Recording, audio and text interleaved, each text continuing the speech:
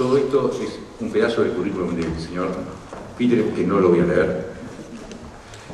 Pero lo más importante o lo más relevante, sobre todo ahora, pues por un lado fue director de Asuntos Nucleares y de Seguridad, negociador del acuerdo nuclear, alumno de Bergoglio. ¿Cómo fue eso de alumno de Bergoglio? ¿Cómo qué? ¿Cómo es que alumno de Bergoglio? Ser amigo de alumno de Bergoglio es un privilegio muy grande y también pone una obligación sobre una realidad de eso. Fue embajador en el Reino Unido y director de una organización que estaba planeada para poder terminar con el tema de las armas químicas. Es una organización que tuvo muchos años, pero la mitad de ese tiempo la tuvo él, a él como director. Y lo interesante del asunto es que cuando se arma el lío de Siria ahora, desde las Naciones Unidas lo solicitaron para que se haga cargo nuevamente de estas negociaciones importantes que iban a haber, pero Timmermans bochó esa idea y no pudo hacerlo. Lo interesante es que un poquito después le dan el Premio Nobel de la Paz a esta organización que él, por lo menos el 50% del asunto lo estuvo manejando. Lo primero es, ¿qué grave es el problema o cuán grave es el problema de las armas químicas? ¿Cuántos países hay que tienen armas químicas en este momento? Bueno, el problema de las armas químicas ha sido históricamente un problema muy serio, sobre todo durante el siglo XX.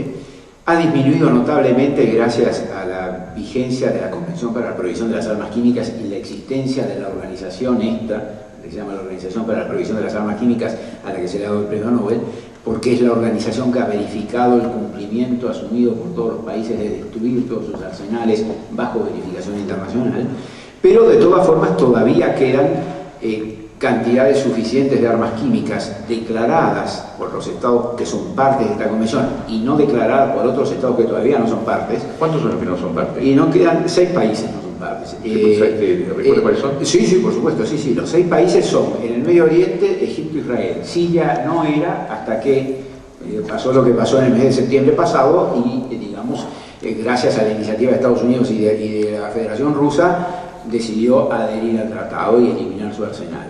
Pero en el Medio Oriente tenemos un problema serio hasta ahora porque no hay una plena vigencia del tratado. El otro país que no ha digamos, todavía ratificado es Myanmar, la ex Burma, Angola, lo cual nadie entiende porque Angola se encuentra en una situación geográfica de paz y de cooperación, pero Angola no ha firmado este tratado, y el otro país que tampoco lo ha firmado, Sudán del Sur, que es un país nuevo, producto de la secesión que hubo en Sudán el año pasado. Y por último, otro país que se sospecha que tiene grandes arsenales, que es Corea del Norte. Esos son los 6 países que no han firmado el tratado. Pero países como Angola o Myanmar también tienen armas químicas. Bueno, lo que, digamos, como parte que he sido de este organismo internacional, solo puedo atestiguar aquello que he visto o sobre lo cual nosotros, los inspectores de la OPAC, han podido entrar. De manera que no se sabe. Lo que sí hay es, digamos, fundadas, digamos, suspicacias de parte de la comunidad internacional, porque ¿por qué un país no va a adherir a un tratado que está reflejando lo que es un consenso internacional acerca del carácter criminal de una categoría de armas cuyas víctimas principales son civiles? Hoy por hoy las armas químicas no ganan una sola guerra, pero sí sirven para diezmar, mutilar, matar, asfixiar civiles. Además está siempre esas cosas que se ven en las películas, el riesgo de que estas armas caigan en manos de terroristas. Bueno, aparte ese es un riesgo muy serio. Digamos, hay 2 tipos de armas químicas, para decirlo de alguna manera, no tanto por el tipo de gas tóxico que se usa, sino por cómo están conformadas o desplegadas. Están las armas que están desplegadas en misiles, en cohetes, en minas antipersonal, que son armas que solamente un Estado puede producir porque se necesita una infraestructura militar muy importante. Ese tipo de armas es difícil para grupos terroristas poder desarrollar y mucho más utilizar. Pero hay otro tipo de armas químicas, que son los productos químicos en sí mismos. Cualquier producto químico, el cloro, por ejemplo, es un producto que nosotros usamos todos los días para, no sé, una pileta de natación o para limpiar. El cloro, si es usado con el objetivo de matar, se transforma en arma química. Y ese tipo de componentes químicos o de agentes químicos fácilmente accesibles es el que han usado algunos grupos terroristas. Ya lo han usado, por ejemplo, en la lucha intestina dentro de Irak mismo, entre los sunitas y chiitas, fueron usados el cloro como un arma entre ellos. Aparte hay que recordar que el cloro fue la primera gran arma química usada en la Primera Guerra Mundial en la región de Ypres, en Bélgica, en el año 1915. Se había usado también en la guerra Irán-Irak, ¿no? En la guerra Irán-Irak, efectivamente, Irak, que tenía un desarrollo de armas químicas importante, usó armas químicas en dos niveles. Uno contra Irán, lo cual llevó a Irán a su vez a hacer sus propios desarrollos. Y también usó las armas químicas, evidentemente, contra su propia población. O sea, Irán no usó las armas a pesar de eso. No, Irán, Irán entró en la convención esta de las armas químicas como Estado no poseedor de armas químicas, de manera que hay que creer que no tuvo. Pero evidentemente Irán mismo no niega que en respuesta a lo que fue la actitud de Irak, digamos, a los ataques de Irak, hizo sus propios desarrollos, y de hecho Irán es un país que tiene un conocimiento profundo acerca de las armas químicas, ¿no es cierto? Pero no llegó a desarrollar la cantidad de armas químicas que tiene Irak, ciertamente. Aunque tuvo Irak, perdón. Usted, mientras estaba en esta organización, en varias oportunidades tuvo relación con Siria, tratando de... Bueno, yo estuve varios años, diría los 8 años que estuve allí. Como siempre hemos reconocido que digamos, la vigencia de un tratado es tan, o la eficacia de un tratado es tan alta como su universalidad y el grado de aplicación. De manera que para que la prohibición de las armas químicas realmente tenga una eficacia real, es necesario que todos los países del mundo, sin excepción, sean parte del tratado. De manera que siempre hemos reconocido como una prioridad lo que llamamos la universalidad del tratado, o sea que todos los países estén adentro. Cuando yo ingresé, como director general, cuando fui elegido, porque en realidad es un puesto electivo, por todos los países miembros de esa organización, había aproximadamente 160 países miembros, menos 140 y tantos. Cuando me fui eran 188, o sea, prácticamente toda la comunidad internacional, salvo 7 países. Lo que pasa es que ahora, salvo 8 países.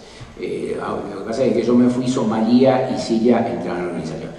Y Siria y el tema del Medio Oriente siempre han sido cruciales para cualquiera que esté involucrado en las cuestiones de paz y seguridad en el mundo. De manera que yo le dediqué un esfuerzo importante, tanto a Siria como a Israel como a Egipto, sin suerte en ninguno de los 3 casos, pero con grados distintos de proximidad y de diálogo. En el caso de Siria tuve un diálogo muy fluido, muchos años, con el gobierno sirio. Incluso el gobierno sirio llegó a escribirme una nota a su canciller diciendo que negaba que tuvieran armas químicas, lo cual resultó no ser cierto, porque ahora sí han reconocido que tienen, todo el mundo sabía que tenían armas químicas.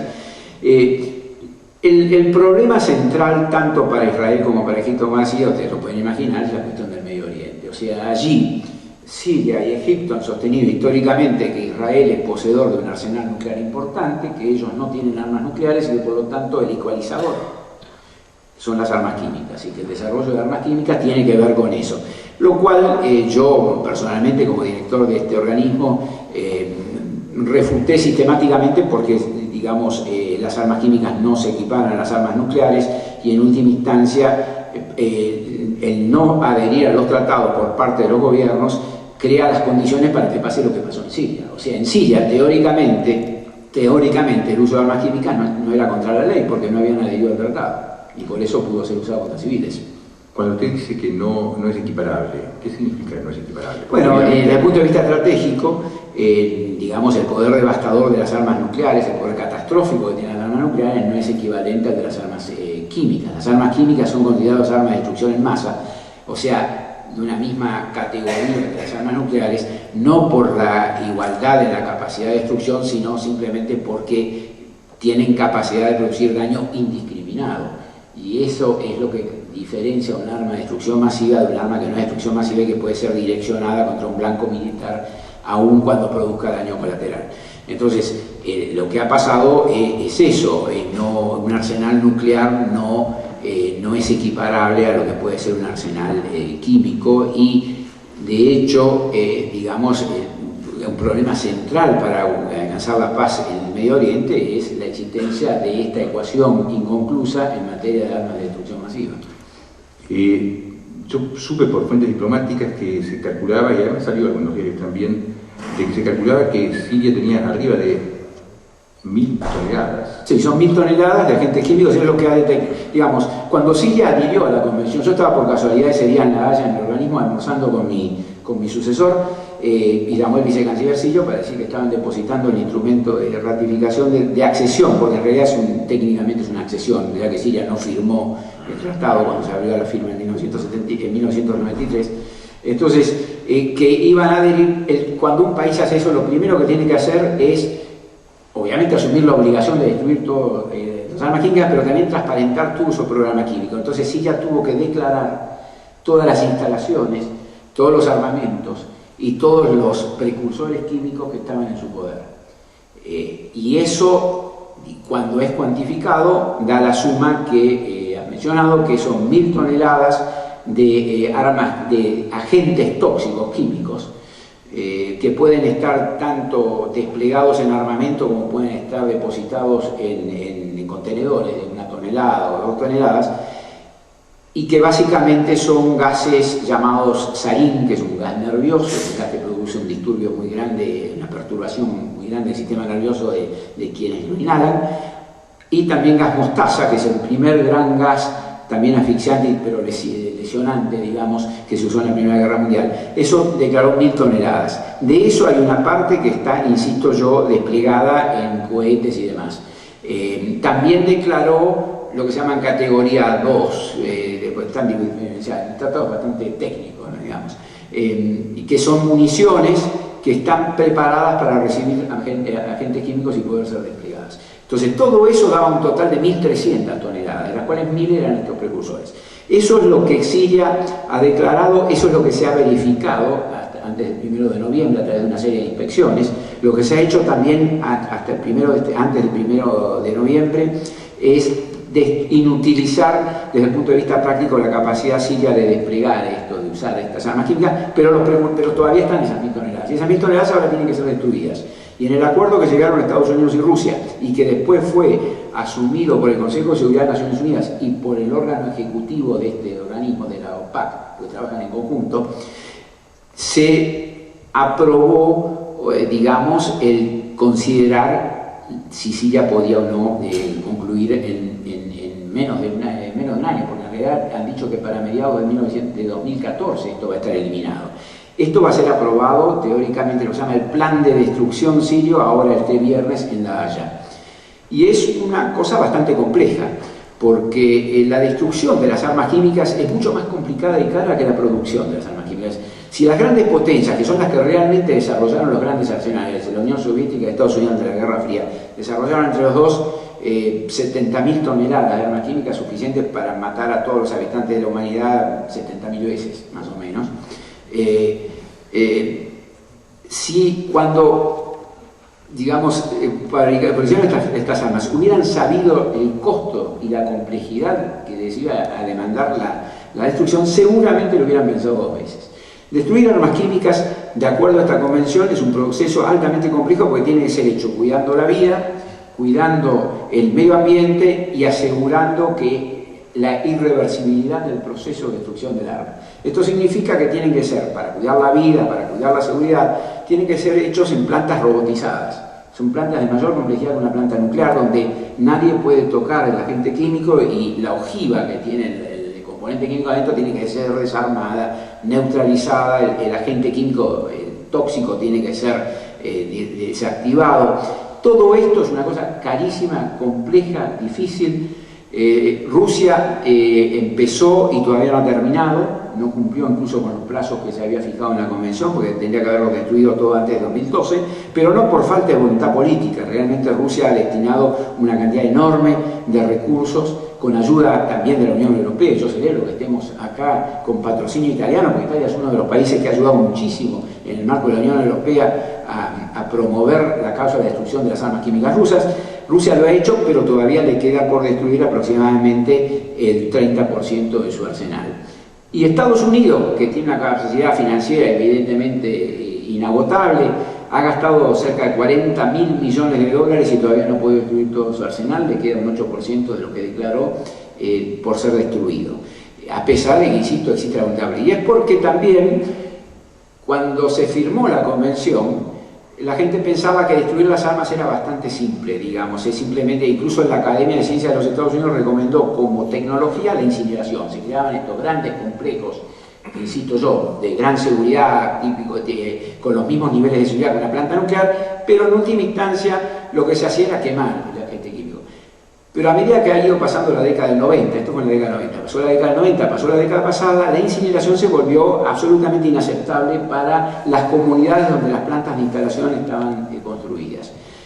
A pesar de que los humos que salen de esas plantas, y yo he estado en muchas de ellas, son totalmente inofensivos desde el punto de vista de la vida y del medio ambiente, a nadie le gusta estar cerca de una planta que larga humo producto de la quema de productos químicos. Entonces todo eso creó una complejidad gigantesca, demoró los programas, obligó a inversiones enormes para crear nuevas tecnologías, y en realidad los que crearon la nueva tecnología fueron los rusos, que inventaron una cosa que se llama neutralización y que ahora ha sido también adoptada por Estados Unidos.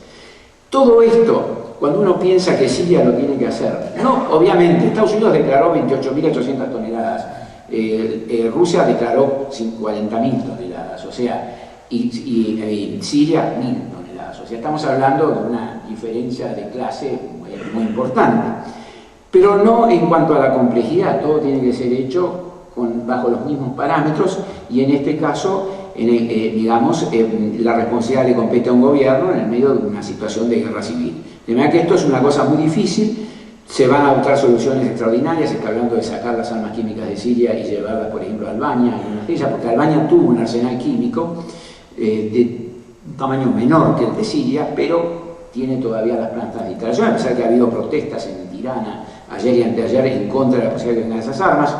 Se ha buscado hacerla en Noruega, Noruega rechazó.